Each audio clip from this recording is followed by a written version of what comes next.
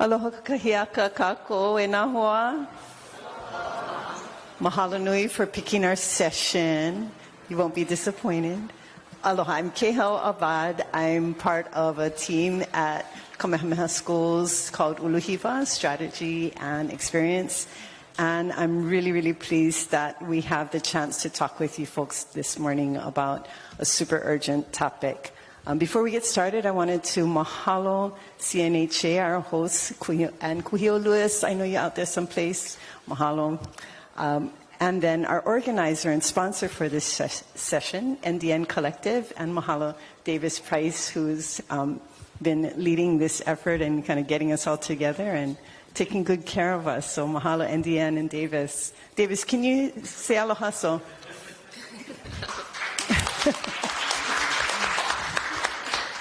And Indy McFarland, who's also with NDN here and offering kokua as well.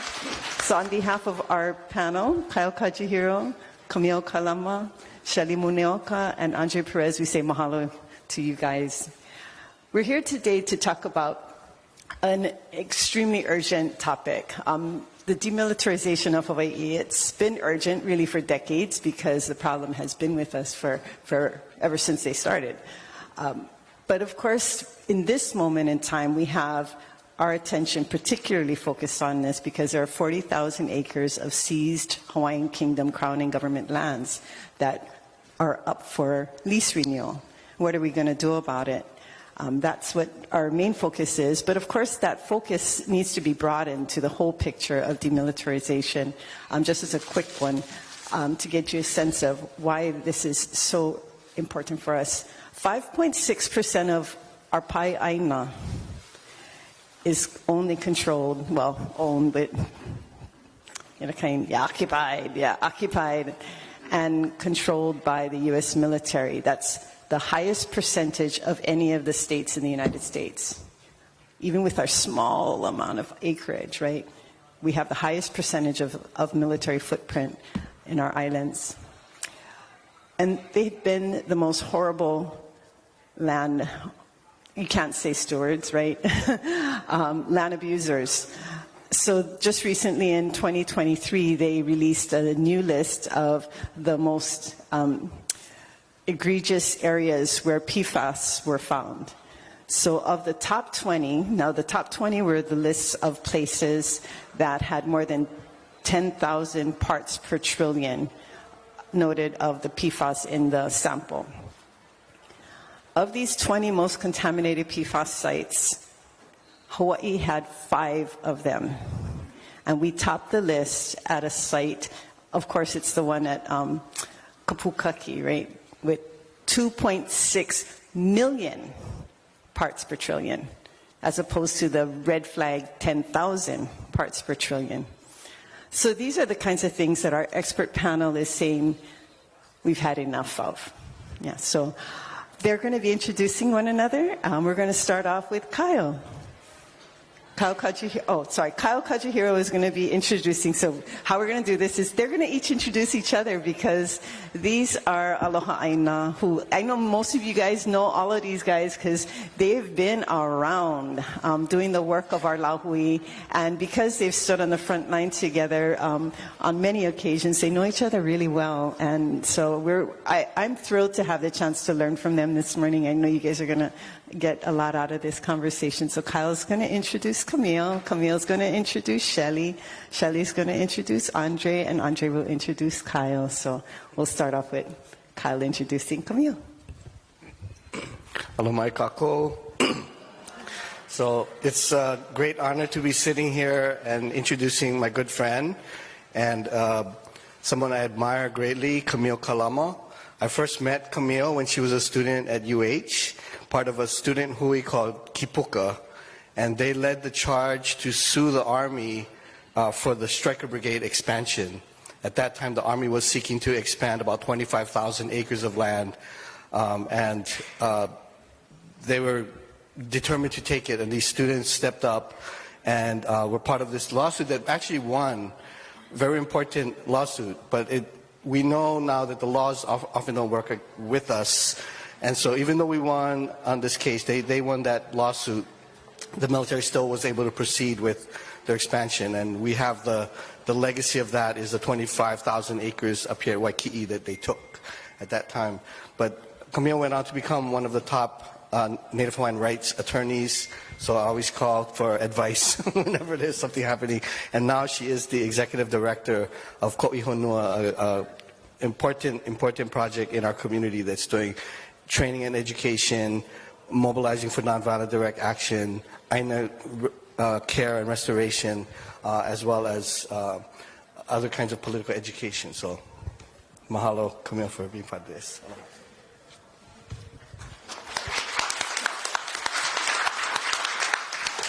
Mahalo, Kyle. He's definitely one of my mentors that gave us a kick in the butt when we first started, and schooled us on how to get involved in organizing. And I have the pleasure of introducing Shelley Muneoka, who my first memory is about almost 20 years ago.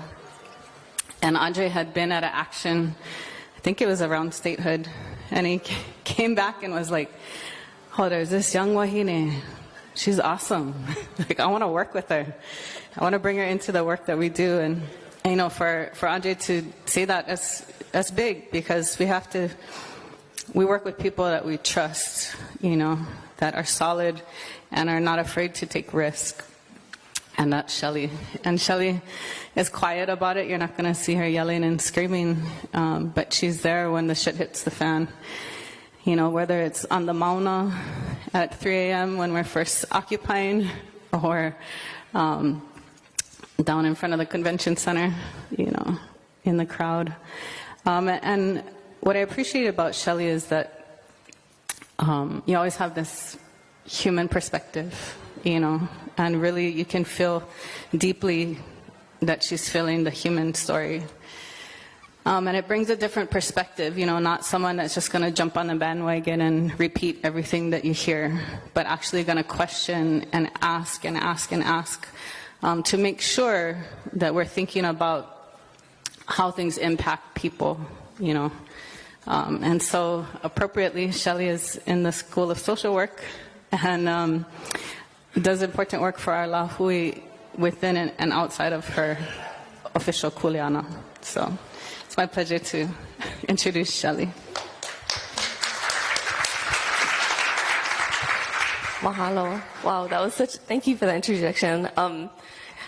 It's such an honor to be on this panel, and it was really a happy thing to realize that any of us could have introduced any of us, that we really have a lot of old and deep friendships. I am so happy to introduce Andre Perez today. And Camille talked a little bit about the first time we met. I think the first time was actually at Uncle Kekuni's house. He used to have weekly meetings of like different sovereignty activists. I don't know how I found myself there. I didn't know anyone, but I remember meeting Andre there. And the rest is history, as they say. Andre's from Koloa, Kauai. He lives in Waiava now and takes care of a place called Hanakehau Learning Farm. He's lived many lives. When I think about Andre, the first word that comes to my mind is principled. He's a deep thinking, deep feeling person. He's a really good storyteller. We can connect to lots of different people, which I appreciate about him. He's like every man's man. He can talk to anybody. But he also holds a master's degree in Hawaiian studies, and his work there focused on carving, but kind of true to form. Not only is he a carving practitioner himself, but he also made a pathway, an apprenticeship program called Kuiki'o Kupa'aike'e, which I think just is a great example of how Andre makes way for other people and creates those pathways. So I can always count on Andre to tell the story straight. He's not afraid to go out on a limb. He's not afraid to disagree, which is something that I learn a lot from. It's not easy for all of us to be like that, so I appreciate him so much. So please join me in welcoming Andre.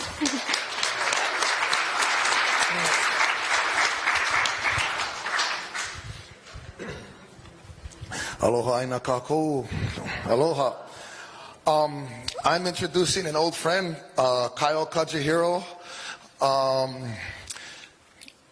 Kyle has been working alongside the Hawaiian independence movement, demilitarization movement for at least 30 years through American Friends Service Committee, a lot of demil work when nobody was really thinking or doing demil work. And I actually worked for Kyle for a short time doing counter recruitment where there was an issue where the military recruiters had access through DOE to all the students' info, so they could just contact students. You know, they could get their contact info from DOE and start reaching out to students. And the issue was one of consent, that they shouldn't be giving out students confidential information without their consent. So we worked on that, and I think we caused some shift in how DOE managed that. But Kyle has been through the independence movement and mentored along many of the same mentors with us. Auntie Terry Keko'olani, who we hold in high esteem, taught us how to organize and be principled, and Kekuni Blaisdell, who was an inspirational, really grounding anchor for us. Kyle is a co-founder and now sits on the board of Hawaii Peace and Justice. Kyle has been involved in Makua Valley for many years. I've been up there, done makahiki ceremonies with them. And Kyle is currently assistant professor of ethnic studies at University of Hawaii, Manoa, and has just always been a mainstay in the Hawaiian movement as a dedicated, committed ally to Kanaka, and really sharing his knowledge of militarization and militarism impacts. I think Kyle is probably one of the foremost people in Hawaii that has knowledge of militarization and the historical impacts. So we're really an honor to present with him here. Mahalo, Kyle.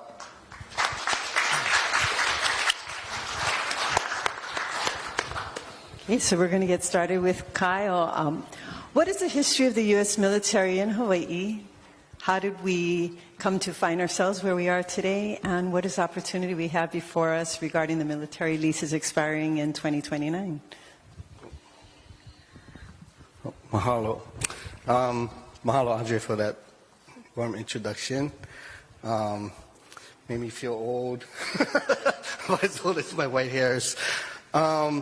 So I don't have to recount the history for this audience, I think, about the fundamental contradiction that the U.S. military represents in Hawaii, right? This is the reason why the U.S. engaged in the illegal overthrow of the Hawaiian Kingdom, was to gain a military foothold in the Pacific. And from there, that was the fulcrum that allowed the U.S. empire to expand across the seas, right? But it is still a fundamental problem when you look at how much land and control the military has. A couple of things I always keep in mind in the work that I do is to think about the two kuleana, the two sets of responsibilities that I feel that I have in regard to this issue. One is to address the violence and the harm that militarization does here in Hawaii to the land, to the oceans, the skies, the communities. But secondly, to address the consequences of that militarization for other peoples around the world. We just had the RIMPAC exercises in Hawaii, the largest multinational training exercises in the world. And a couple of militaries that engage in genocide participate here in Hawaii. So the techniques of killing and destruction that are perfected here then get used against other peoples. And so that's part of the double responsibilities that I feel when we address this problem. The question of the military leases goes back to the overthrow and the illegal annexation, the 1.9 million acres of Hawaiian government and crown lands that were used by the U.S. government, and then returned to the state as trustee at statehood. At that time, there was a 5-year window of grace period where the federal government and the state were supposed to sort out these claims for land. So a lot of land was returned after World War II, but about 40,000 acres was still in question. And this is where, in order to settle that claim, the military and the state arrived at an agreement to lease the lands for $1 for 65 years, right? So this is the origin of those leases. And it's a unique situation. It doesn't happen, in other cases. And so we're coming up on 2029 when the leases expire. These are non-renewable leases. So when we talk, I think we should be careful about giving them that and saying that somehow they're seeking a lease renewal. There is no renewal. They have to negotiate something else, or they have to make some other arrangement. And so the military is in the process of trying to figure out how to do that. The overall, to put it in context though, we have, as Kehau had mentioned, Hawaii is one of the most militarized states in terms of land area. The percentage of land that's under military control, that's about 200, according to the Hawaii Military Land Use Master Plan, about 222,000 acres of land. Around 68% of that land is Hawaiian trust lands, crown and government lands. Right, so they control vast acreage through what they call executive orders. This is land that was taken by the president to be used for military use, much of it during World War II. And then after the war, they were supposed to return it, but they kept extending it. So most of Makua Valley, most of Pohakuloa, many of these places are actually trust lands that are held and used by the military through executive orders. They treat it as if these lands are owned by them. When they report it to Congress, it's listed as owned, but really they know that these are the quote-unquote ceded lands and that they're trust lands. So if they ever were to revert out of military, it goes back to the corpus of the trust. So that's important to keep in mind. There's a document that came out in 2021 called the Hawaii Military Land Use Master Plan. This is only the second time that the Indo-Pacific Command did a kind of a joint land use planning. The first one was back in between 1993 and 1995. They did the first Hawaii Military Land Use Master Plan. And this was because at that time, think of the timing of it, Kaho'olawe had just succeeded in stopping the bombing. They were in the process of transferring land. Groups out in Makua were pushing for land back. Uncle Raymond Kamaka was fighting in Waikane. So there were more, and the sovereignty movement was starting to peak in '93 and in that period. So there was concern that Hawaiians were coming for their lands. And they wanted to figure out, instead of having the Army and the Air Force, Navy all plan their land use separately, they were like, okay, we're going to have to kind of put it all together and make a plan. Senator Inouye supported this process because they wanted to consolidate the land use and actually helped to block the return of land in Waimanalo, which Abercrombie at that time was supporting. And so this first Hawaii Military Land Use Master Plan laid out this vision, and now they're doing a second one. And this is, I think it's an indication that there's concern about the power of the Hawaiian movement to make these demands and to actually start getting wins, especially in light of the movement of Kea'i to protect Mauna Kea. So this is where we're at, and the military, if you look at this new military land use master plan, you'll see that retaining trading lands is number one. I think number 4 on their list of priorities was retaining Red Hill. We got them to shut down Red Hill. So I think we have a pretty good track record with Kaho'olawe, Kapukaki, Red Hill, and these other places. Makua Valley is, I think, the low-hanging fruit that we are on the cusp of getting them to stop training, but they're going to use it as a bargaining chip, is my assessment, right? They're going to try to say, we'll give you this, but we want all of this. And I think Pohakuloa is probably going to be the biggest fight, because that's where most of the training goes on and what the military really wants. Keep in mind also that the military has, they're one of the worst environmental polluters in Hawaii and maybe in all of the United States. So their list shows about 1,000 contaminated sites throughout the islands. Someplace like Pu'uloa, Pearl Harbor Complex, has hundreds of sites just in that one location. And so it's going to take centuries to clean up. In this area where we're in right here, Waikoloa, there's a 110,000 acre formerly used defense site that goes all the way up into Waimea, includes Waikoloa Village, and to clean up the unexploded ordnance from that, it's going to take over a century at the rate that they're going. So, and this is what's interfering with homesteaders being able to develop lands and get insurance and loans and all of that because of the hazard that's there. So this thing has, the contamination doesn't just happen, and the damage doesn't just happen when they blow things up. It has afterlives that continue to cause harm. So this is why the stakes are so high and the opportunity is actually so great to push for these lands to come back. And we're talking about lands in Kahuku, Paumoho, Wahiawa, Makua, and Pohakuloa, as well as sites on top of the mountains for the Air Force. So Kaleakala, Koke'e, Ka'ala, Ka'ina Point. And then the Navy has a huge area on Kauai, the Pacific Missile Range. And these all come due. So we just want to kind of put that out there, that this is what's at stake, and we hope that you all can join in this effort to get these lands returned. Mahalo.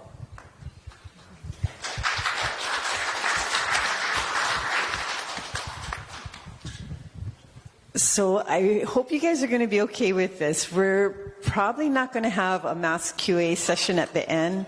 What we're going to do is have each of the panelists ask a question of one another, because my thought was, if anybody's going to come up with the greatest questions, it's going to be these guys for one another.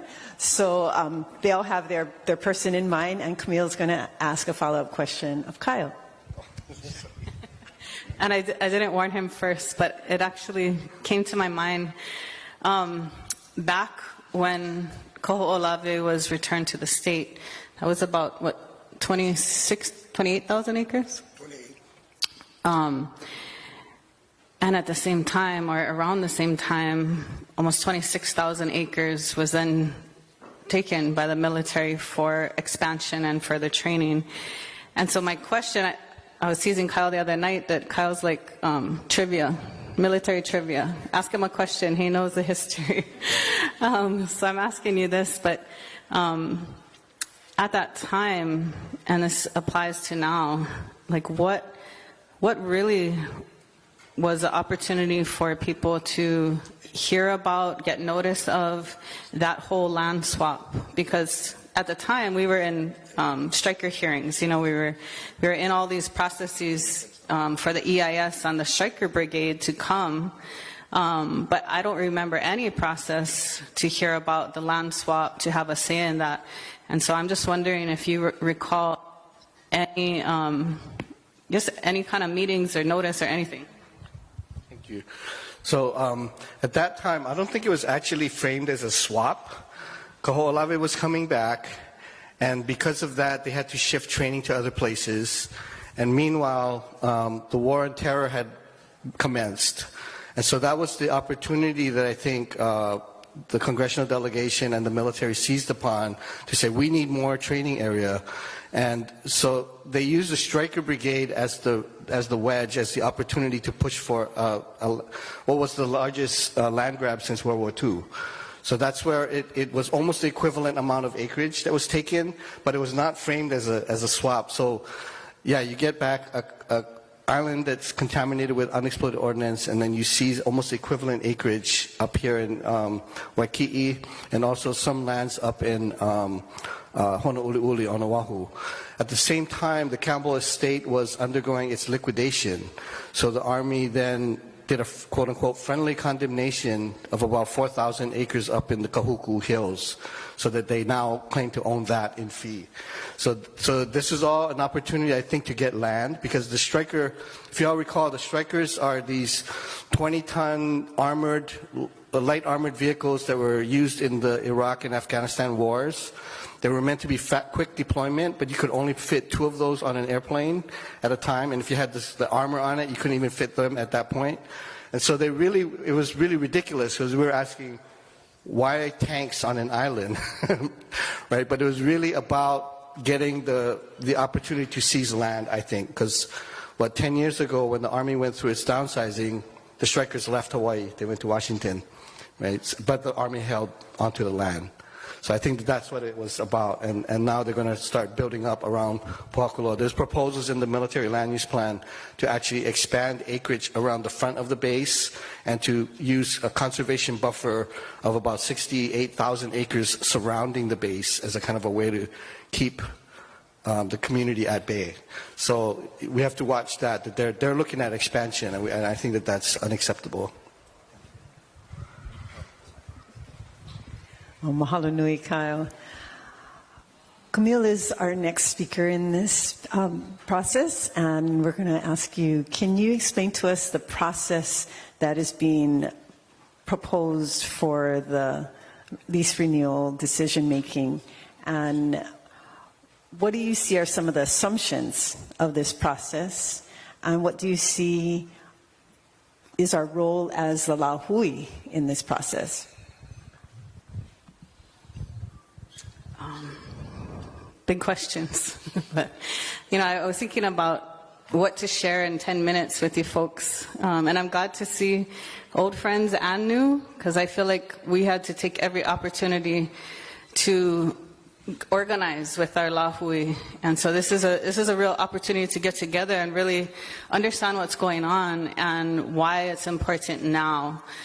Because what's happening, and answer to your question, Kehau, is that the leases for almost 40,000 acres of land out of those 200,000 that are controlled, actually, in addition to or out of the 200,000, I should say, these are still state-controlled lands, right? And why that's important is because all those 160,000 acres of federal-controlled land, do we get a say on that? Has anyone had a hearing on that? No. So as we go through this lease renewal or lease question process, if we really understand that this may be our only opportunity, it's definitely our only opportunity in our lifetime to have a say in what happens to these 40,000 acres, right? Because these are 65-year leases. If they do what they are planning to do, which is a potential land exchange, the goal of the army, of the military, is really to get control of these lands, not to have another lease. So that means we may have only this one chance where they have to sit down and listen to us. So I want to ask this room, did anyone get your 2 minutes to give your say about the leases? Yes. Yes. I got my 2 minutes too, right? As a member of the public to have a say on these EIS process. And did anyone read the 2,700 page EIS that they put out? I didn't read it all either, but I did look through it, and there's really telling parts to it. And what I want to say is that they're going to bury us in paper. It's a typical tactic that lawyers use, but and the military uses, but they're going to bury us in paper. And we don't have to bog ourselves down in the ins and outs of what they're telling us, because I can tell you, after scrolling through all of those pages, they're not telling us hardly anything. They're not telling us the impact of all of their use on these lands, what it has been over all these years. They're not telling us what it's going to take to clean those lands up. What these documents are saying, and they've now separated them out for Pohakuloa, for the Oahu leases, and for Kauai. So we're all in different processes. But what they're saying is, we're just talking about continuing our existing use until we get a fix, until we get some kind of land deal so that we don't have to do another lease. I mean, basically, that's what they're saying. And thankfully, there's people at the DLNR, Department of Land and Natural Resources, who are actually doing their job. And they looked at it, and they do a lot of the work for us because they're responsible for conservation lands. They're responsible for agricultural lands. And they're actually pointing out all the flaws of these documents. So we can go back to those letters that they're trying to retract, actually, and look at what they're saying about it. And that tells you, we don't have to read every part to it and be made to feel like we don't know what we're talking about. We do. These are stolen lands from our Lahui. These are national lands. And you know how long they spend in their document talking about whether their use is consistent with the 5F Trust? It's about this big. It's a paragraph on a page. And they say, oh, it's consistent. Basically, it comes down to a money issue. And even that, I'm like, a money issue, they paid $1 for 65 years. $1 for 65 years. We have no idea how much money it's going to take to clean up, but we do know from history that $400 million wasn't even close to enough to clean up Kaho'olawe. What we do know is the Board of Water Supply is saying it's going to take almost $1 billion just to monitor and prevent impacts to our water supply on Oahu from Kapukaki or Red Hill. And so given those kinds of numbers, like to relegate, you know, whether it's consistent with this trust to one paragraph as if it's a money issue, that's something that we as a Lahui can call out. You know, these lands, they admit all of these lease lands are in that trust. And so when we go to the hearings, when we go to talk about these leases, we need to say that. Because it's not just about 40,000 acres. It's about all of it, right? The impact to all of it.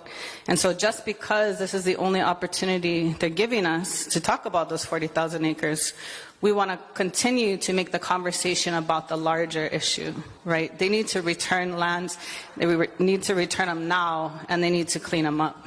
And if they cannot clean them up, they need to give us the money to do that. You know, we should not be on the hook to deal with that.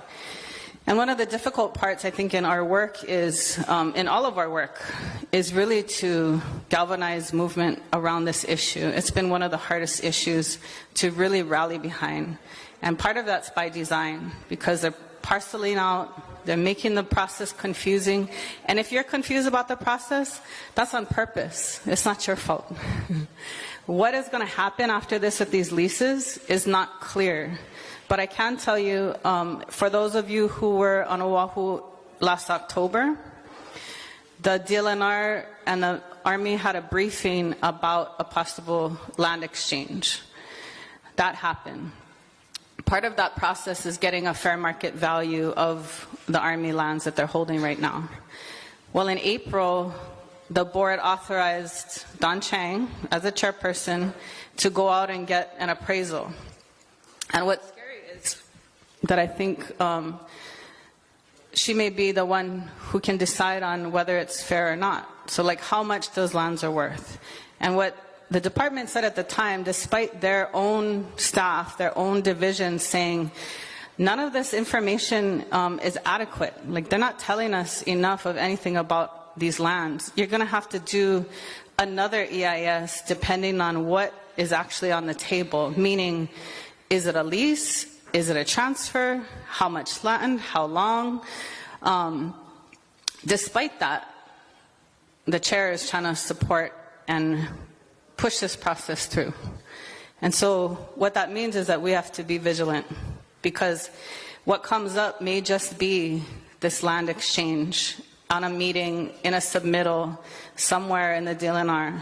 And so it's hard, I think it's hard for us to always be ready to go, you know, 100%. But that might be our one opportunity. And so I think it's important to know and understand what's going on with this EIS. They're going to finish it. They're going to come out with the final, and they're going to come out with their record of decision. Only after that's done are they going to start talking about what they're actually going to do. And only after that all is done are they going to actually start talking about complying with the lease, about cleanup. So none of that is known at this time. But what's important is that, again, this might be the one chance that we have to really make them listen to us, make it clear that this is not acceptable, and that we're not in favor of any kind of expansion, any kind of exchange, or continuing to allow the military to hold these trust lands and use and abuse them for our people.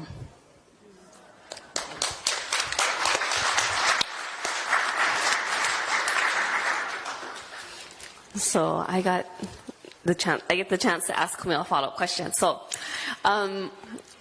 what I'm hearing from both of you folks is that there's the current process around the military lease renegotiation, but that really we need to be watching also for land swaps and exchanges, and that it might sneak through on a kind of mundane-looking agenda item on, you know, a BLNR agenda one of these months.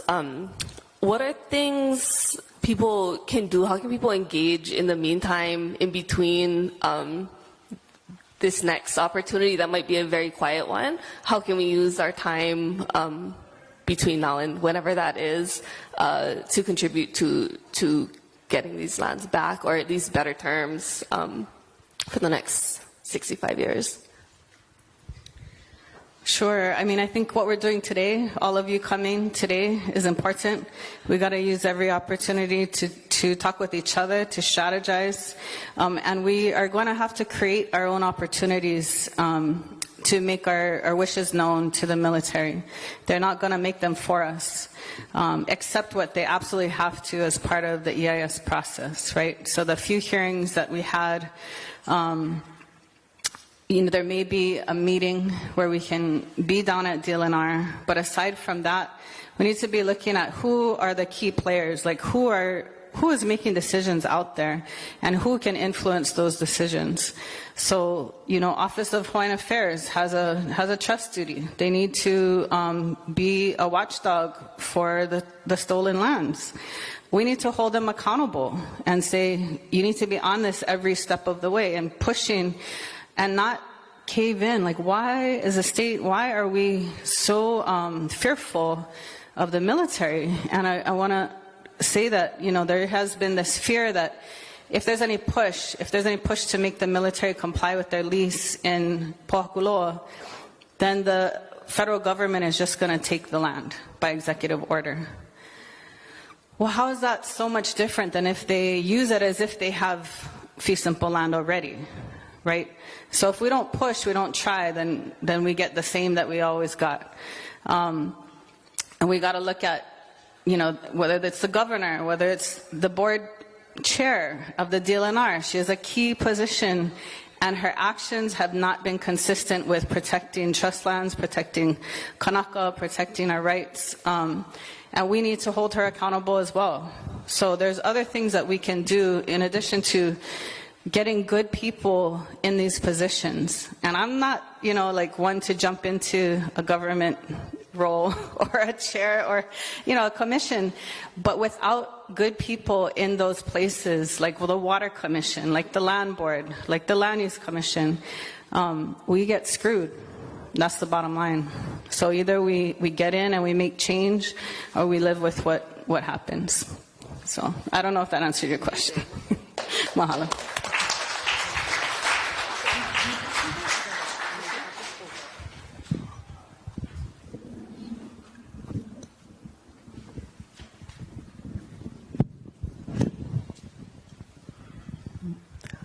Mahalo nui, Camille and Shelley. And next question is for Shelley, or set of questions.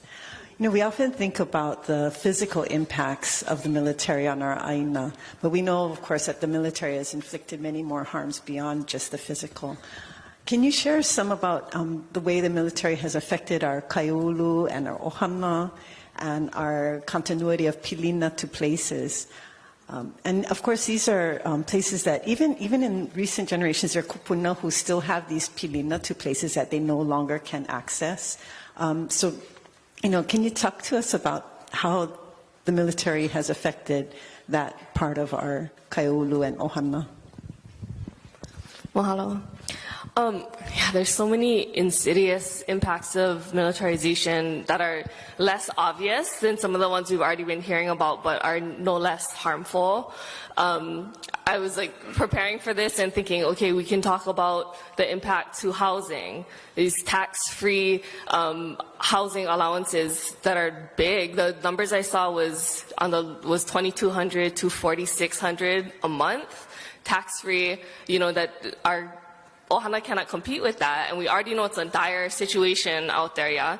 And I was like, okay, we could talk about that, but I don't want to talk about that. Then I saw another stat. Okay, Operation Keiki Shield. If it's like a sting operation about internet-based crimes against Keiki, I saw that almost 40% of the arrests made in that operation was active duty military.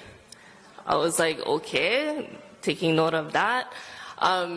But actually what I wanted to spend my time today talking about was almost like an impact of what doesn't happen. What is the impact of 65 years? When we talk about a lease term of 65 years, I think, what does that mean in a family? What does it mean to a practice? To not go to a place that you've had a relationship with for generations for 65 years. Right now, we still have in living memory these forced evictions where families were told you'll be able to come back. And here we are, and they've still not been able to go back. And we were all at this hearing at Lelehua for this EIS process, and one I thought was so powerful. I had an ohana there, and they're telling the story. It was it was actually her husband's grandma who had been evicted from Makua. And now she was there with her keiki, so it's their great-grandparents. And I think about this painful kind of stuff that we don't talk about because there is no resolution. It's still sore. It's still unhealed. And how they lived that, and maybe they didn't talk about it a whole lot. And, you know, depending on the person, they may or may not talk about the good times before they had to leave, but now it's hard to go back there because you can't, it's something that you've lost, yeah? So for Kanaka, I feel like a source of pride and power for us is the intimate knowing of a place. And we can see that in the way that we name rains, winds, you know, every little nook and cranny of a place. And we still have those names because they're recorded in Mele, and it's important that we learn those. But will we know those if we are not allowed to be on those ʻāina? If I can name the name of a rain, but if I'm standing there and it's falling on me, am I going to know, is this the one? So when we're thinking about 65 years, that's too long. And now, you know, what they're offering us is another 65 years of no access. You know, there's places like Makua where now they have, you know, monthly community accesses. But going once a month is not the same thing as being there every day for generations and seeing the seasons and seeing the changes. And so that's, you know, that's a really deep loss for us. On the other side of it, though, is that that's also a deep source of power for us. Another impact that I like to think about, and I think it's so important that we think about it because, as Camille was saying, this is one of the hardest issues to organize around and to energize around. And just personally, I find that it's really heavy, and there's like a real hopelessness and like fear. Powerlessness around this particular issue. And so for me, like they're talking about, I always think about the human impact. And I always think I can only speak for myself and my own experience and explore what is making this hard. Because I know I'm not the only one, but we need everybody, like from across the spectrum. And that's kind of the good news and the bad news about militarization is it touches every part of us and our community. It's our families, you know, it's our ʻāina, it's the stories of what's happened to us. And I just think about because of the way that okay, this is going to be a weird thing to say, but my friend's uncle told us, you know, people are not going to offer you a piece of cake or a punch in the face. I was like, what? Point being that you got to look at what was the enticement? How did we get drawn into this so that we have received benefits? And then it's like, it's hard to speak out or it's hard to challenge.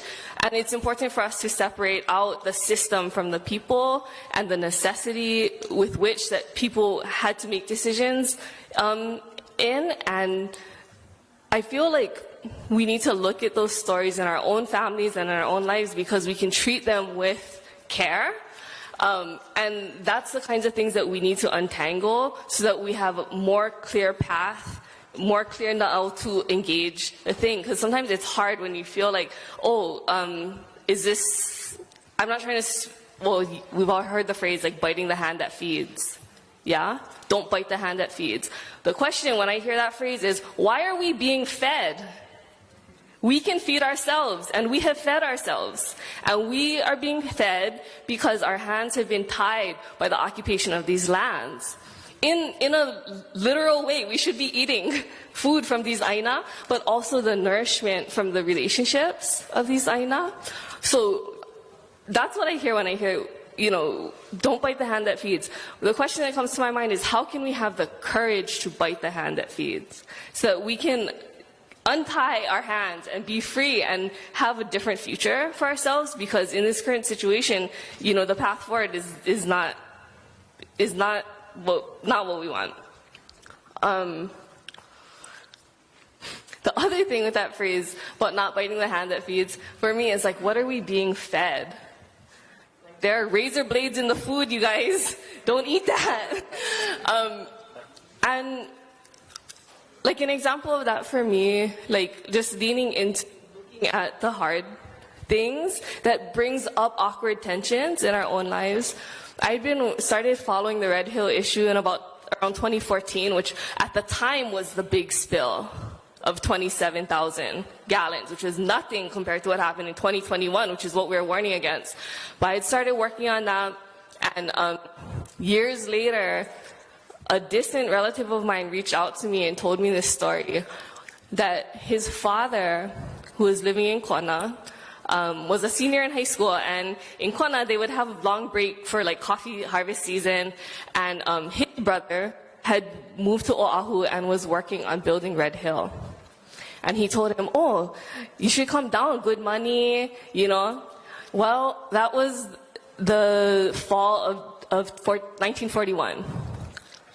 Then Pearl Harbor happened, and they wouldn't let him come home. And he had to stay there. He didn't graduate high school, his class, and it set his life on a particular path. I was thinking, why is this uncle telling me this story? But for me, it's like, we have to do whatever it takes to stay engaged, be out there, be visible, and these stories will come back to us. And it's important for us to understand the choices that we've made historically so we can make different choices for the future. Yeah, and we'll stop there. But.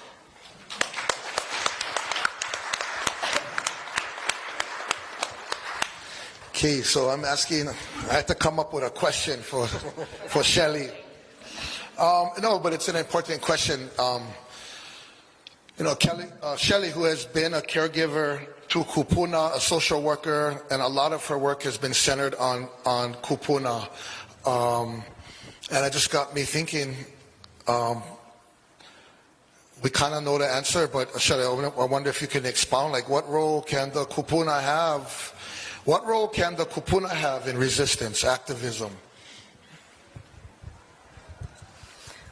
Mahalo for this question, Andre.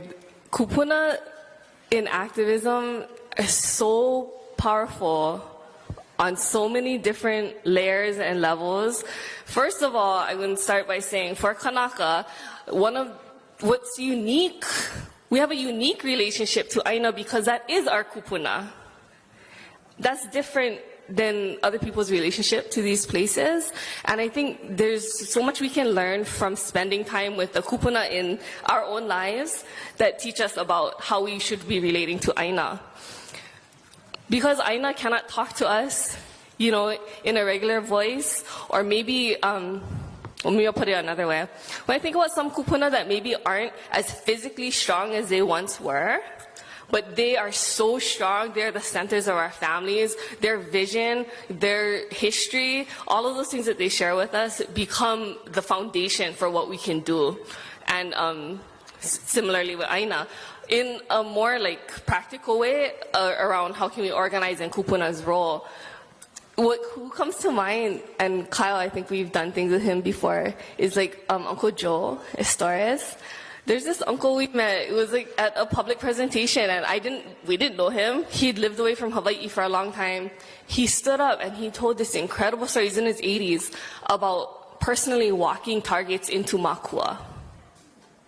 and how that stayed with him his whole life. And he had a long career in the military. But while he was away, he participated in the deoccupation of Germany after World War II. And he had really specific information about the responsibilities of occupying force to deoccupy a place. And he brought that information back and shared it with us. And he said, I'm going to spend the rest of my life working in the deoccupation of Hawaii and bring all of my lived experience to that effort. And a lot of our kupuna, you know, especially who grew up during wartime, had, they have things to share. It was a different time. And, but they are also the ones that are probably closest, or they're closest to the direct impacts of things like forced removals, and you know, their links to their kupuna and their stories, they hold so much, and I think that's foundational for us. Last thing I'll say is, of course, I'm looking at Auntie Noi Noi right here and thinking about Mauna Kea and the impact of those kupuna and how everything changed on the day that they were arrested. And it's because of that duality of vulnerability and strength that kupuna are so powerful, that people innately understand the kuleana to protect. And so I think kupuna are a clarifying force for us about how we should act.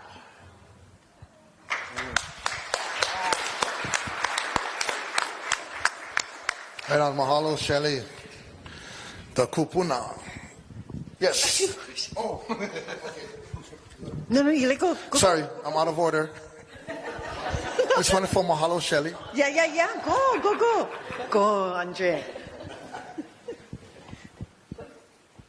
Okay. Yeah, go. Okay, well, I'm going to close it out, I guess. But I wanted to mahalo Shelley because the kupuna played an important role on Mauna Kea, as we all know. They were the blockade. What better a blockade to shut down a road for 8 months than a bunch of 60 to 70 dedicated, committed kupuna. And in movements, we know that kupuna, you know, our cultural values are grounded in respect for kupuna.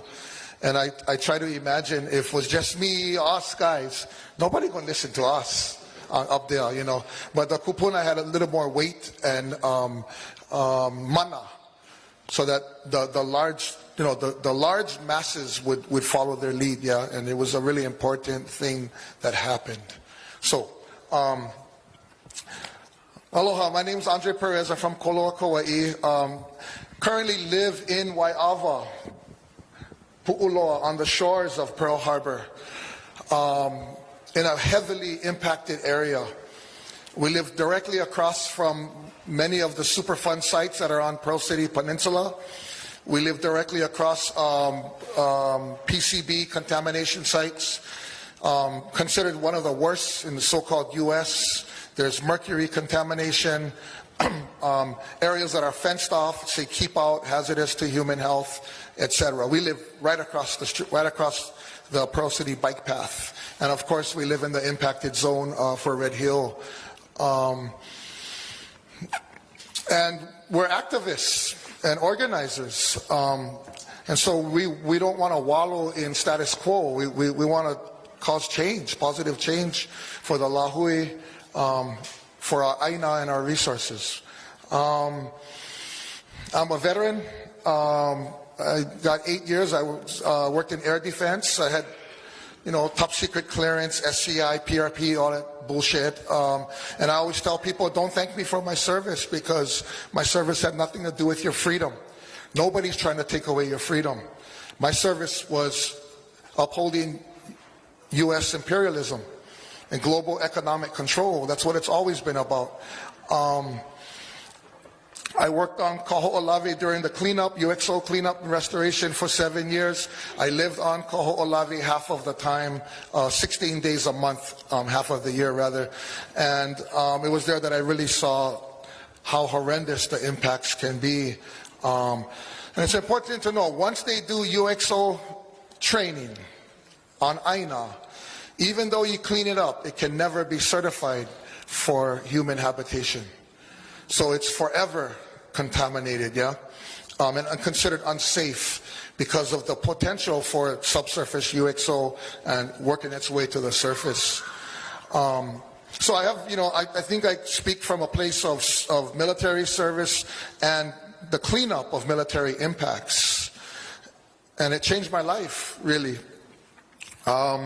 So in general, we all know Hawaii is a heavily militarized place. We know the history of military strategic location. And what we should also know is that militarization and militarism has never been good for Hawaii or its people. Hawaii is nothing, the only value to the U.S. is a launching pad for U.S. imperialism. And to quote Haunani K. Trask, imperialism demands death. The military presence in Hawaii has been a long history of lies, murder, rape, contamination of land and water, and extreme biosecurity impacts. Yeah. Now we're dealing with coconut rhinoceros beetle, which my farm was one of the first places in Hawaii that got hit in 2017. And we had beautiful new coconut trees. They're all dead. And it takes a lot of intense labor to try and save the tree. And we don't have the capacity to do that. And we use Guam as an example. Guam, another U.S. occupied territory. They introduced the coconut rhinoceros beetle about 15 years ago. Maybe longer, 18 years ago. But in the first 10 years, it wiped out 50% of all coconut and palm trees. So if that's an indicator, it doesn't look good for us regarding coconut rhinoceros beetle. Also know that the brown tree snake was introduced to Guam by the military. So these leases are coming up in 2029. And I think that we all should know that we have an opportunity to demilitarize Hawaii. And I think that should be the language that we operate by. We want demilitarization. What does that mean? What does that look like? Does it mean they're going to pack up and shut down Pearl Harbor Naval Base or Schofield or Kaneohe Marine Corps Station? No, they're not going to shut down and pack up and leave.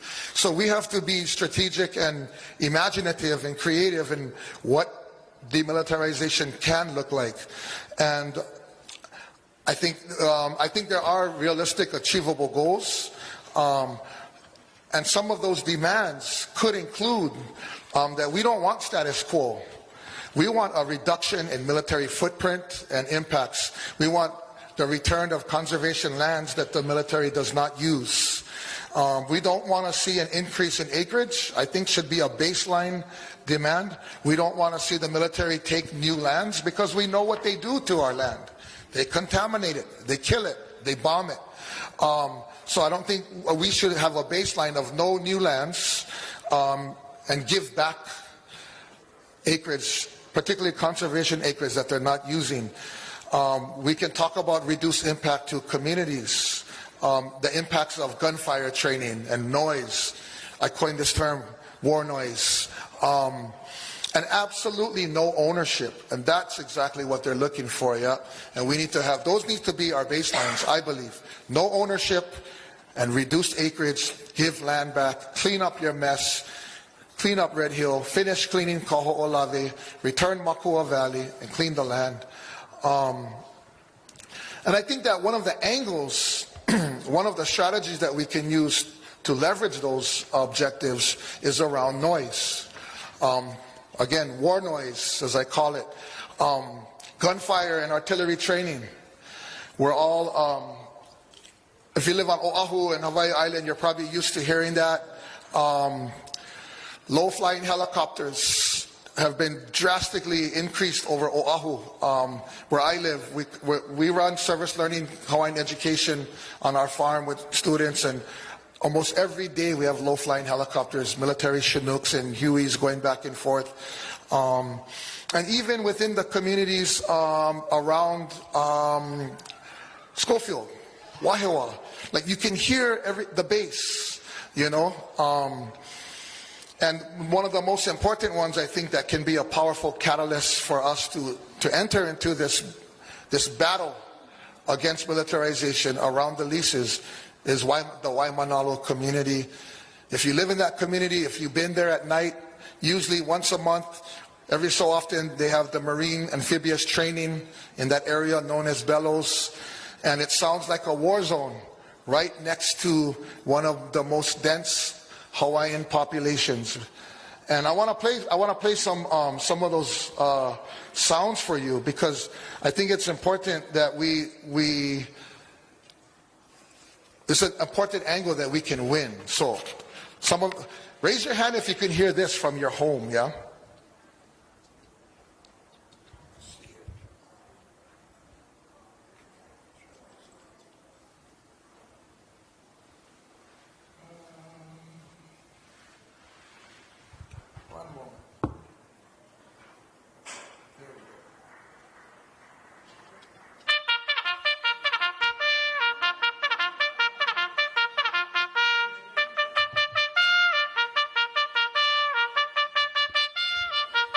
So we can hear this from our house.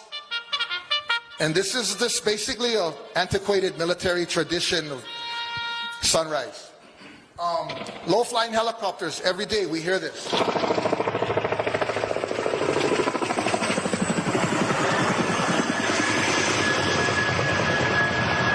Every day, war noise. And then the gunfire training. And you think about the psychological impacts to veterans.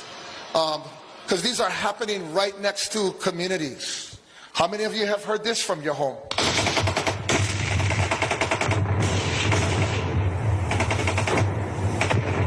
If you live on the North Shore of Oahu, if you live in Mililani area, Wahiawa, if you live in Pearl City, you can hear it. I hear this in Pearl Harbor constantly.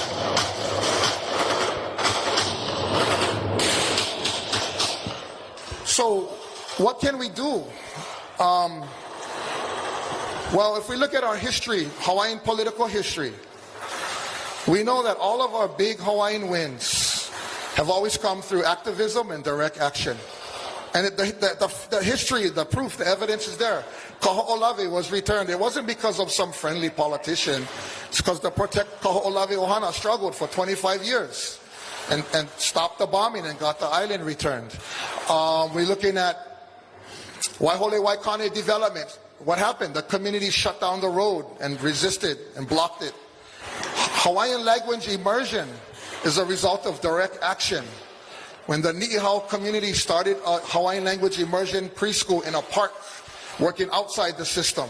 Yeah, and now we have Punana Leo Hawaiian immersion. We have dozens of schools across Hawaii with Hawaiian immersion. That's a result of direct action. Taking matters into your own hand, civil resistance, and working outside the system. Honokahua, Ritz-Carlton, Ka'anapali, in building the hotel, they dug up over 1,000 iwi kupuna and left them lying in the sun. And it was because the community organized, because people like Palikapu Deadman, Skippy Iowani hopped the fence, opened the gate, community went in and saw. And it's because of Honokahua that struggle against burial desecration that we now have burial laws and burial councils on every island. That's activism. That's direct action. That's not from friendly politicians who feel bad, who feel sorry for us. We have to take matters into our own hands. Waukeleopuna, geothermal, Hawaii Island, the largest Hawaiian arrest, I think 141 people got arrested in one day, stopped that development. And now the forest, Waukeleopuna, is now owned and managed by Hawaiians. And there's no TMT on Mauna Kea right now because of community, because of activism, because of direct action, because kupuna set up a camp across the road and blocked the road for 8.5 months. So what we're going to need is broad-based community organizing, and organizing with good principles, good values, staying grounded in our values, working through relationships and building relationships, and stick to our principles, values, and protocols. But another big thing it's going to take is, if we engage in civil resistance, which I think is the only option we have, it's going to take risk. We have to step outside our comfort zones, like the kupuna did on Mauna Kea, and take some risk. We all have to take risk. Office of Hawaiian Affairs has to be willing to take risk. Kamehameha Schools Bishop Estate will have to take some risk. CNHA will have to take some risk, yeah? And it might mean some of us getting arrested in civil disobedience to polarize and catalyze this issue. But our position and attitude must be a baseline of, we're not talking, the only discussion we want to have with the military is a discussion of militarization, demilitarization. How are they going to reduce their presence, acreage, and impacts in our community? Because they have nothing to stand on. Red Hill, Pohakaloa, in 2022, they had the largest brush fire in Hawaii Island history caused by live fire training during RIMPAC. It burned over 30,000 acres, and a lot of that was critical habitat areas. But it barely made the news. We had endangered species wiped out.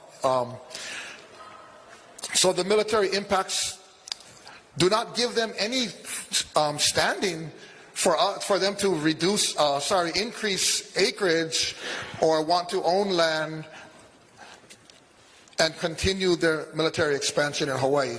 We can see clearly what they do to our water, what they do to our land, and it's really, if you're aloha ʻāina and capitalism, aloha ʻāina and imperialism are incompatible. Yeah. So if you're an aloha ʻāina, then there is really only one course, and that is to resist military expansion in Hawaii and draw a line, and our attitude should be, we ain't taking this shit no more. Mahalo.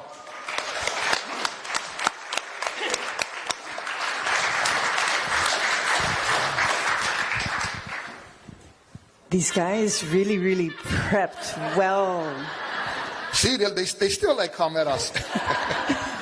So when we actually had the pleasure, because of Indians' wonderful hosting, to have hung out last night. So everybody was prepping, and they threw their points faster than expected. We have some time for some QA. I'm going to reserve the. Oh wait, Kalama, your question to Andre. Kalama, yeah. Sorry, Kal. But he would answer the question already. So.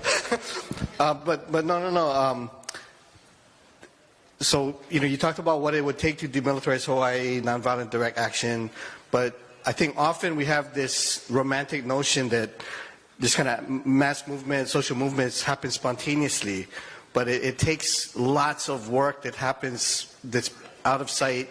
And then sometimes there's that moment where you got to make that critical decision, and something's gonna, you go move or you're not. So can you talk about the balance between this kind of kukulu and ku'e, and how we approach this in a systematic and tougher way? Yeah. So after years of ku'e showing up at every protest, every event, every obscure meeting, we started to realize that, we're not causing change. We're not impacting much. We're kind of spinning our wheels in just protests. And so we learned, Camille and I and our friends that we were working with started to realize that we have to balance our work and we kind of created this model, our theory of change. Ku'e and kukulu. So ku'e to oppose and resist, kukulu to build, create, construct, erect. And we started to frame our work and the ratio of our work around that. So yes, the bulldozers are coming to they're going to impact the site, or like Mauna Kea. We have to ku'e, we have to protect those things that are sacred to us. But that's not every single day. In that other time, we think very carefully about kukulu, creating and building systems and structures that are long-lasting, that capture the energy that we put into it in longevity. So when we created we got ʻāina, we have a lease from KS. We created a farm, we built lo'i, we built an ahu, we planted dozens and dozens of trees. Those things, that energy is the kukulu. That farm going to outlive us. When we gone, the lo'i still going to be there. The trees going to be there. I created a Hawaiian wood carving program to retrain and reclaim our knowledge of kalaiki'i, the images of our gods, which have been appropriated through tourism and sort of, new age tiki culture, tiki bar. I was in Florida. I saw a tiki water park. That's part of our kukulu, is reclaiming that knowledge and training not people just how to carve, but how to be practitioners of carving. So we learned the pule and rituals and ceremonies associated with carving. So ku'e, kukulu, we kind of balance it out, maybe 20% ku'e, 80% kukulu. And when we started to organize that way, everything changed, our lives changed, our work changed, our impact changed. We're a small org. I like to think that we're high impact. We have Huli, Hawaii Unity and Liberation Institute, where we brought nonviolent direct action techniques and methodology to Hawaii, and we train in organizing. And I think that's the big thing, is we have to train. A good organizer is always training, learning and sharing, and ensuring that new leadership is always being developed. Because if we're growing the movement, we're going to need new leaders. So we focus on organizing. But all of those things, fall into the kukulu realm. And so we're not only just protest, rah, rah, rah, but we're quietly working behind the scenes, building, creating new things to uplift, support, and empower our lahui. Mahalo. Mahalo, Andre. I think, Kyle, you wanted to add on one more thing. But I just wanted to add a couple things. One is to just underscore that these leases are not renewable leases. So the leases end in 2029. That means there's only really two things. The state can give away land, or the military can try to take it. And this is where I think we have an opportunity a rare opportunity where we actually have a point of intervention with the state. Usually the military does stuff unilaterally from the federal side, but really now the state has more power or more control than we normally have. And so what are they doing with this? And this is where I think we have to really be watching. We know that, as Camille was saying, the staff at DLNR were actually quite diligent in reviewing the EIS and making strong comments that these conservation lands are in conflict with what the military is proposing. So basically, the proposed use of the lands are incompatible with conservation. That means that they don't really have a way to get a legitimate use of the land, whether it's a new lease or anything like that. So they can try to change the land use designation through the LUC, which would take a long time and we can fight it, or they can get an exemption through DLNR, which is, again, would take a long time and we can fight it. So this is why they proposed this land swap idea. So that means, again, it's the state giving away something, right? And so we really need to watch and put pressure on them. The other thing that Shelley was mentioning about how, why are they feeding us? Because, it's like a hostage situation. You depend on your captor to provide, right? And this is where that economic extortion is being used. And in many cases, they're going to use funding to fund environmental or cultural programs or whatever, and that way to at least neutralize dissent, or by the consent of certain groups, and neutralize that segment. So I think they owe a debt, a huge debt. The military has caused so much harm that they owe the Hawaiian community and Hawaii for the cleanup and restoration. And that could be economic opportunity. If we flip it around and see it as like, this is a place to generate new skill sets. Hawaii could be a leader in environmental restoration and cleanup if the federal government actually paid for the harm that they've caused. So rather than thinking of it as like begging for money, they owe this as a debt that they've incurred because of the sacrifice and because of the harm that has been accrued over decades. So. Mahalo, Kyle. Really important follow-up points. We have about 10 minutes. I'm going to reserve, if you guys don't mind, the last 5 minutes for them to offer us a vision of a demilitarized Hawaii. What are some quick thoughts on that? But we do have time for maybe 2 or 3 questions. So if anybody has something that they would like to, that they see as really relevant to all of us and would like to pose that question, please raise your hand. Oh, mahalo. I think Davis is going to bring you the mic. Can you keep your hand up so we can see? Hello, Pua from Hilo. So I have a question. As a Kanaka and head of my little ohana, if I want to get involved, I'm wondering if there's like an umbrella organization, or is everybody fractured, or is there one hui that's kind of on top of organizing everybody else that I can reach to and get information? Actually, so this panel, and I was going to save some time to purposely do this in this room, this panel decided that while we don't have a big coalition established yet, and there's not some sort of super big meeting happening. We do want to give everybody the opportunity to stay connected as things start to coalesce. So if you can, bust out your cell phones right now, and if you want, of course, totally optional, sign up for an alert list. So if you go bit.ly, bit.ly/Demil, DEMIL, action alert, all small letters.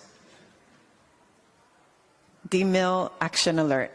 And it's just a quick sign up. But I wanted to do this while we're in the room, because I know as soon as we start walking out the doors, we can see our friend, and then we're going to forget, oh, what was that URL? And then we're not going to do them. So let's take the time right now. If we want to stay engaged, bit.ly/Demil action alert. We get one more. Okay, yeah, let's go ask one more question.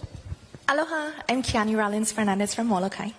My question is regarding the connection of the military to the UH system.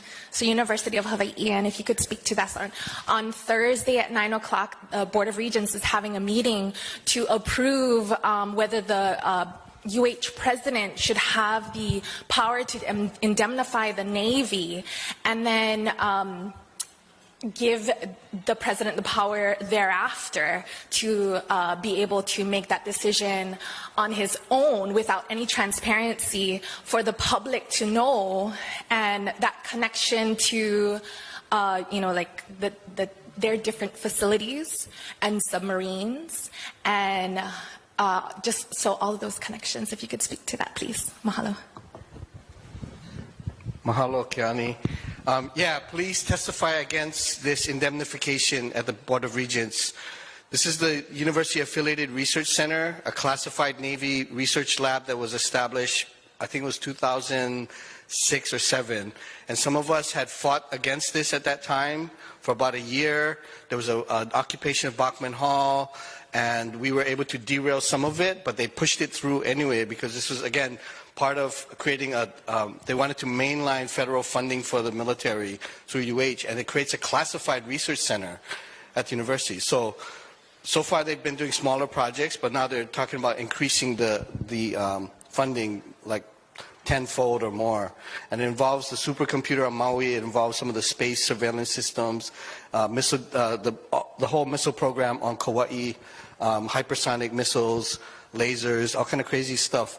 So, and this is where the classification means that it's not, even though it's public money that's funding it, it's not available for peer review or for public review for accountability, right? If the Navy chooses to release it, then we'll get information. So yeah, it's really bad. It's part of the military-industrial complex that Eisenhower warned us to prevent, and it has now infected the University of Hawaii system. So please come out and testify against that. Thank you. Anybody else? Is there another question? I think Kajihiro put out Oh, Ilima.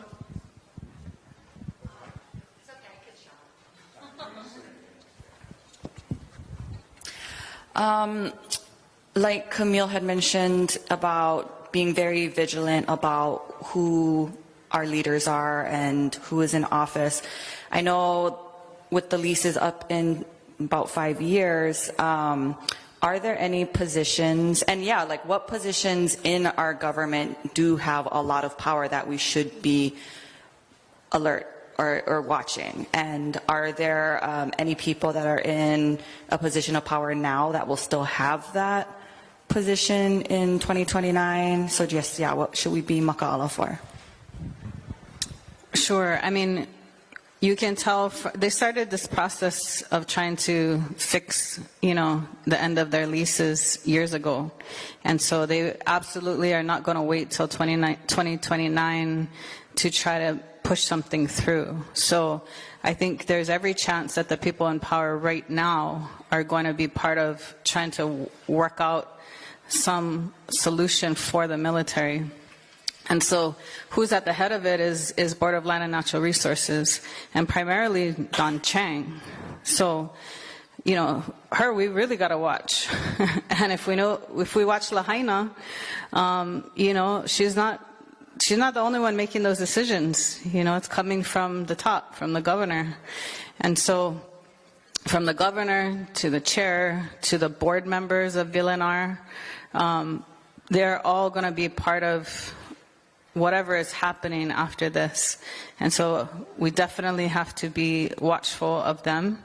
I think we can also, like I said, put pressure on some of our OHA representatives to also, you know, come at it from their real trust duty that they have to protect these lands. And then, you know, our congressional representatives, they always have influence and power behind the scenes. So those are some of the real key roles right now. I think Board of Land and Natural Resources, we have not had good representation for our people and for these lands. And that's a tough one. But we need, you know, I remember County Downing being the sole, like, outspoken person against the rest of the board, or Ulalia Woodside. You know, we have these one person, and that we have that one seat that's supposed to be the expertise in traditional customary practices, and we've seen firsthand how that seat gets used against us. So we gotta, I mean, it may take calling for people's resignation, you know. We had to fight Sam be gone, you know. And we're talking about now we gotta fight Don be gone. I think it's gotta come down to that. Like, there's people in these positions that are doing real harm to our people and to our lands. And we saw that with Kaleo. And we do not want to see that happen again. So what's really concerning is, you know, talk about transparency. There is a serious lack of transparency and an overt attempt that we've found from some of these Freedom of Information Act requests for DLNR records, because we know Land Division is pushing back, because we know Office of Coastal Conservation Lands is pushing back. We know there's a concerted effort within the department to shut their own people down. So the more we can do to bring light, to get that information out, the more it supports those people trying to do their jobs, and gives them some protection, right? So that what happened to Kaleo doesn't happen to the other ones trying to do the right thing. And what's crazy is it's not like we're saying all these people, we like them because they like us. We like them because they're doing their job, you know? That should be the minimum expected of them. And yet people like that are getting punished. So the more we can bring light to these things, the more we can make transparent what they're trying to make murky and behind the scenes, the more we can get access to information that some of these leaders have that we may not, the more we can support everyone. And I think, you know, thinking about what happened with Kapukaki and Red Hill, why was it successful? Because our whole community, government, you know, public, grassroots, Hawaiians, non-Hawaiians, everyone came together and said, this is hevel, you know, it has to stop now. And I think it's the same for all of the military installations around here. It has to stop now because we have such a long road ahead to clean up, you know, and that's the thing. Like, we have limited space, limited resources. If we don't get ahead of it right now, where are Kiki going to live? What are they going to live with? You know, PFAS and PCBs. Like, that's not a future I can live with for my mo'opuna. So. Mahalo, Camille. Before turning it over to our panelists to offer one last thought on a vision for demilitarized Hawaii, I want to add in just a little bit more information. I had mentioned at the beginning that I'm part of a team at Kamehameha Schools, and I wanted to add in the fact that the military has even taken lands from our private ali'i trusts, right? So from Pauahi's estate that was, of course, intended to take care of the education of Oiwi. They seized over 3,800 acres of Pauahi's lands. 44 of these acres are what we now think of as Fort Tarusi.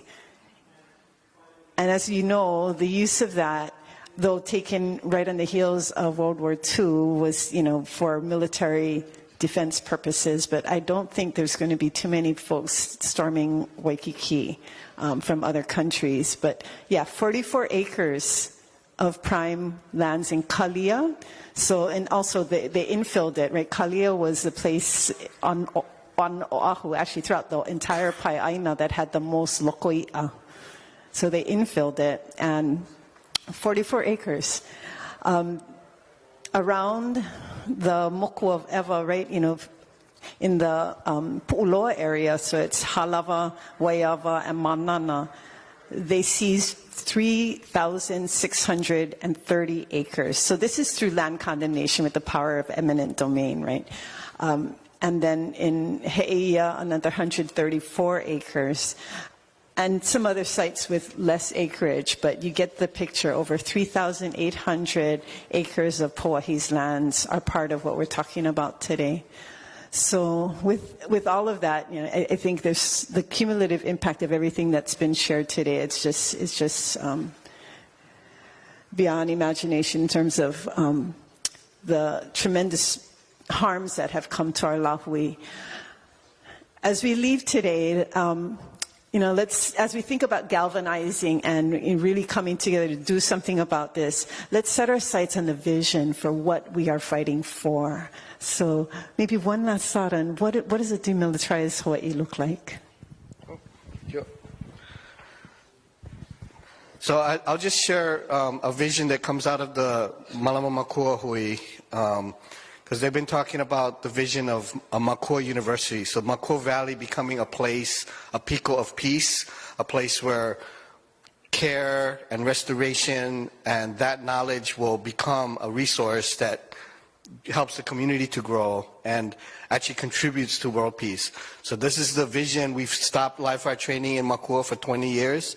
Army has said they're not going to use it for live fire anymore. So I think we're on the cusp, and the danger is that we don't become used as a bargaining chip against these other lands. So that's one vision, is that these places can become centers of learning, centers of care, and kipuka aloha ʻāina that helps spread this spirit and this work to other places. I was flying home, I forget from where, with my son Kulani, and we happened to take the route right over Pu'uloa, which is right outside where we live. And he said, "Mom, can you imagine if we could fish there again? What this was like back then." And it's hard to imagine because it makes me want to cry. But every day when we go out on a golf cart, on the bike path, I think about, I want to see our people back in that water. I want to see canoes back in there. I want to see fishermen back in these waters. I want to see food.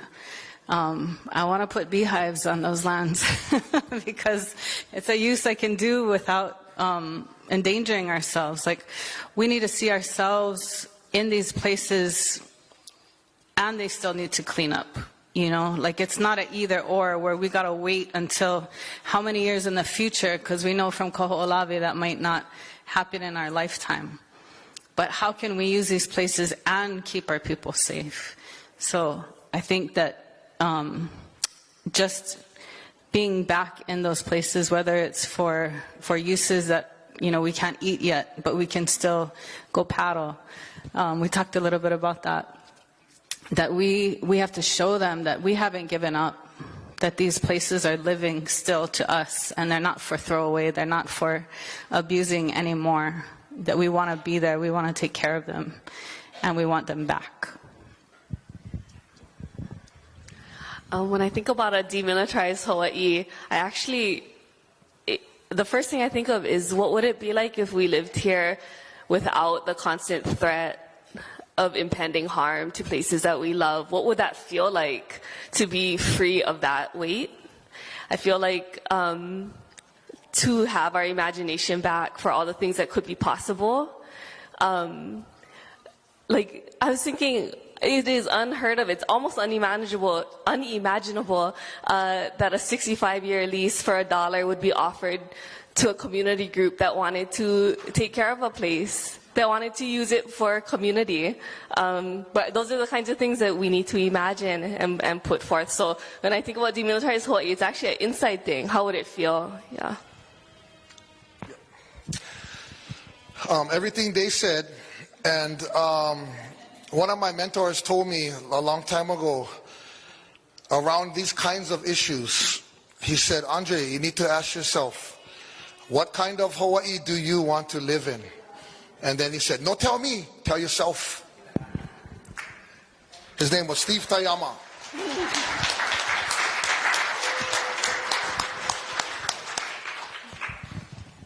So our time is up, but I want to mahalo all of our panelists one last time. Mahalo nui a oko for sharing with us and for the work that they do every day. And mahalo ya oko for being part of this. Can I ask that one of the things we can immediately do to help move this forward is, can you tell everybody else out there, all your friends, everybody in the sessions, about signing up for that, so when we do something, it's like it's plenty of us. E mahalo nui, i la mai kai.